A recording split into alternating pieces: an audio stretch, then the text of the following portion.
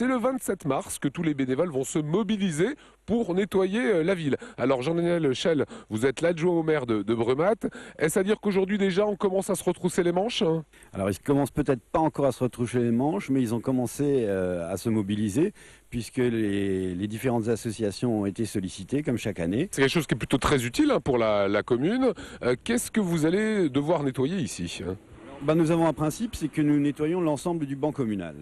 Et essentiellement les espaces extérieurs au centre-ville, puisque c'est là où malheureusement on retrouve des déchets.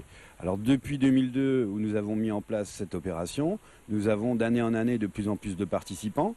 Nous avons une trentaine d'associations qui participent, nous avons des écoles qui participent. L'an dernier, nous avons battu tous les records, puisque nous avons eu 440 participants à l'Osterputz. Et donc le but du jeu, c'est essentiellement de s'occuper des abords extérieurs et de tout ce qui n'est pas intramuros directement. Alors on est au bord de la Zorn là, hein. J'ai vu pas mal de sacs plastiques là-bas au bout, c'est plutôt sale. Hein. Alors il reste quelques sacs plastiques parce que d'année en année, il faut reconnaître que le travail est moins important parce que plus il y a de gens participent, plus des gens sont sensibilisés, je dirais, à la protection de leur environnement quotidien. Et il reste bien sûr quelques incivilités qui se font jour.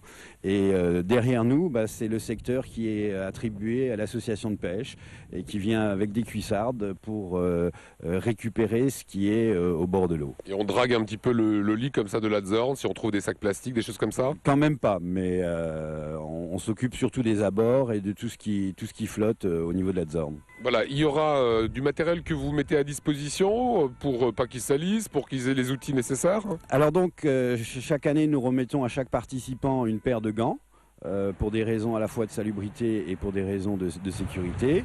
Et comme ça se déroule quand même en partie sur la voie publique, chaque participant est équipé d'un gilet fluo. Et donc c'est le 27 mars, est-ce qu'on arrive à quantifier combien de kilos de déchets vont être récoltés? Alors on arrive à le quantifier parce que nous avons des bennes spécifiques pour ce jour-là.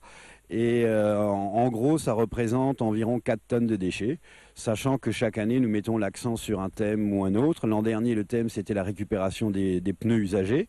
Et là, par contre, on a battu les records puisqu'on avait une benne pleine de pneus. Voilà, c'est les belles actions que l'on voulait vous montrer aujourd'hui.